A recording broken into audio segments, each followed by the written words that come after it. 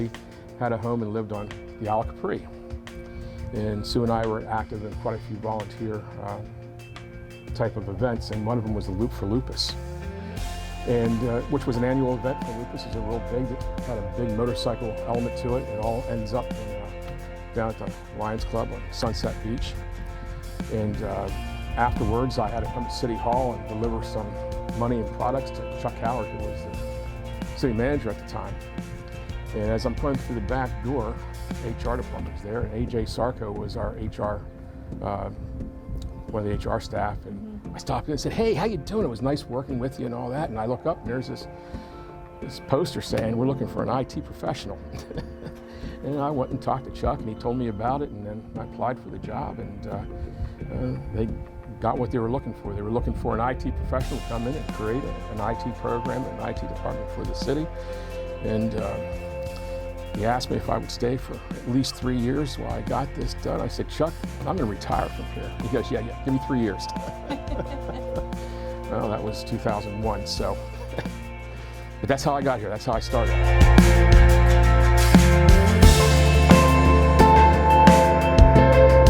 What are some of your top milestones or memories or moments at Treasure Island across the 20-year span of your career here?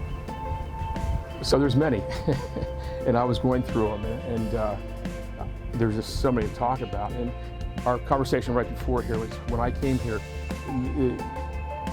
technical resources were very siloed. Every department had their own technology at the time, their own communications at the time, and part of my job was to consolidate them. And so from the very beginning of that technology upswing, I've worked in every single department with those departments. And I think that made a big difference, because those stories, the reason I'm in them stories is because I was there with them, you know, when I went through all that. And so the police department was the heaviest user of IT when I came in, and they were my largest customer, so to speak, when I first came in. But the great thing about that is while we were improving and refining what they had, I could apply those technologies throughout the city. And I've always done that. I have never, I never tried to go back to that silo where we always kept it open. So if I was getting a good resource for one, everybody shared in that. When I came in, they had a 3-page website hosted by a local vendor that was very static. We built our own web server that created our first websites. We went through there. Through the broadcast, started with the TITV. We built a system that did a 24-hour, 7-day-a-week, 365-day continuous roll of news and rebroadcasting meetings. And we were the first small city and the second small city in Dallas County to do that, where a lot of the cities followed us. And what's interesting, a lot of big cities followed little Treasure Island and our technology over the years. It was one of my favorite projects in the police department was the Poor Man FAT system. So FAT stands for Firearms Training System. Very, very expensive. And at that time, we only had one location in Pinellas. It was in St. Pete. And it was very expensive to get any time, if you get time. And Keith Reynolds, who was sergeant at that time, said, "This is what it does. Can you build something?" So what a FAT system is it allows the police officers to be in a stressful situation using their firearms if necessary. And this system actually had some intelligence that we built where it would be, is it a lethal? Is it a non-lethal? Is it, oh, we can walk away from this? And Keith wrote a bunch of scenarios that had all three outcomes. We got staff to be actors, and we did all these scenarios. And then I put them together in a computer program so that we could play them back.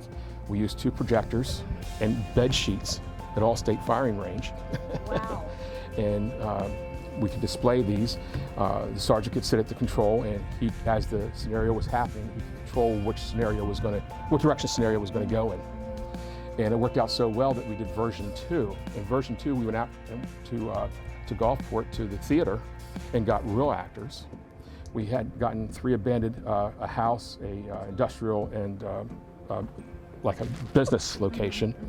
Wrote all new scripts, built it with actual sound and sirens and screaming cars. So it's and like a movie for It was a like movie. An active emergency. Exactly, and the officers would come away sweating. I mean, it was that intense, and we became famous for that because back then in $2,000, we were looking at $180,000 to $300,000 for a system like that. We could never afford something like that. And here's Treasure Isle who built this, and then other people came in and modeled it after us. Then sold it and made a lot of money. We never did. Well, and you have always been really a key player in the city's emergency management, being prepared, the communication to the public, our internal staff training, being at the EOC and making sure that everybody is plugged in electronically and have the computers running, but you've always been a big part of that. We're storm ready. We are a storm ready city. And Like Alert TI? no, storm ready is through NOAA, and it says that we meet all the requirements, and it works in with our CRS rating. So we actually get 6 points, which is major for our owners who have flood insurance. But it was a lot of work. It took us 2 years to go through the program. We were the second city in the state of Florida. And when did you do this? We started in 2005 and we got accredited in 2008. Okay. Wow.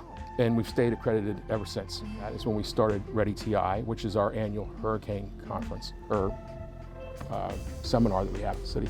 And that was a lot of fun. That was a lot of fun because being storm ready are the federal requirements and all of the things that you have to do to make that work. Ready TI is when you actually work with the citizens and locals, and that was always fun.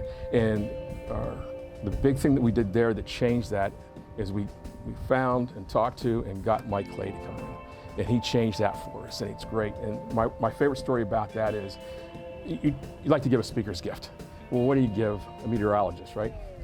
I got one of those, and you'll appreciate this, one of those old-fashioned, big lobster fisherman foul weather caps, that full, and I put TI logos on both sides of it, and we presented it to him and made a deal with him that if he ever wears that during a broadcast, we know we have to leave the island. So a little unknown thing, if you're watching this and you see Mike Clay do a news and he has that yellow hat, Treasure Island, it's hitting us. It's coming. Okay, wow. And I know that when I first got here, you were the interim finance director, and I know that you have played a number of interim positions, worn a number of different hats. I have. Just kind of off the top of your head, Yes. name some of those interim positions of all the various. So starting at the top, Yeah. acting city manager twice, interim HR director, interim finance director. But my favorite, which is non-official, was I was the deputy emergency management manager and chief communications officer, which was bestowed to me live on television on a news broadcast by Charlie Fant. That is a mouthful. That is. But what's funny about that, and I did a lot of work in emergency management with Charlie, is that whenever we would go to an event or seminar or training, my title changed. And he would make up my title on the spot, deadpan, to meet whatever we were doing that day. But it was fun. I had a lot of emergency management background in my past before coming here, so that was just a natural fit.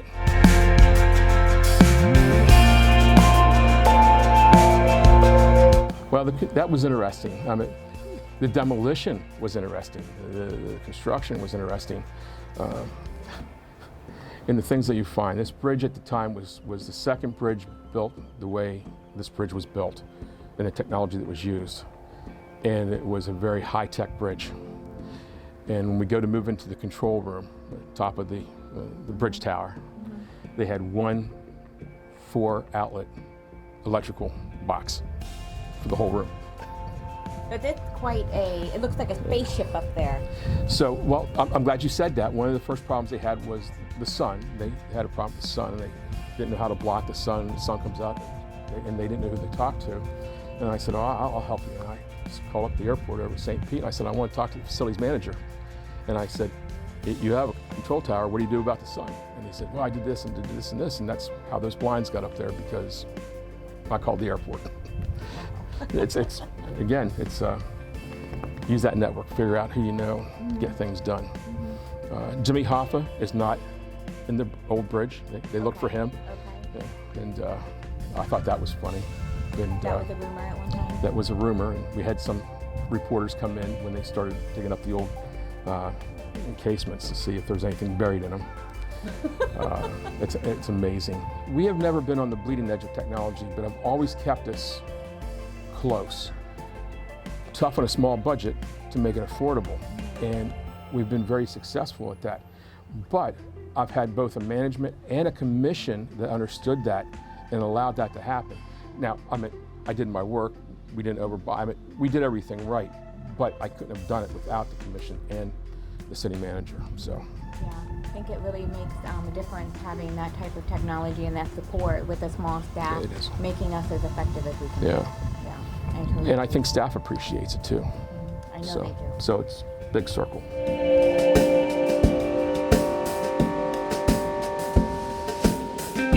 It sounds cheesy. I'm gonna miss the whole package. I mean, we have water, we have the weather, we have the water. Did I say water? You know, I love the water. But it's the people, it's the atmosphere, it's everything. It's not a bad place to live and work. It really isn't. And so I'm gonna miss everything. Not just one thing, I'll miss everything. Well, we're going to miss you, and we all wish you at the city, you and Sue, the best days in retirement, and may you have time to travel and do all the things that you might not have had time to do before. And you're definitely going to be missed, my friend. Well, thank you, and I'll miss all of you.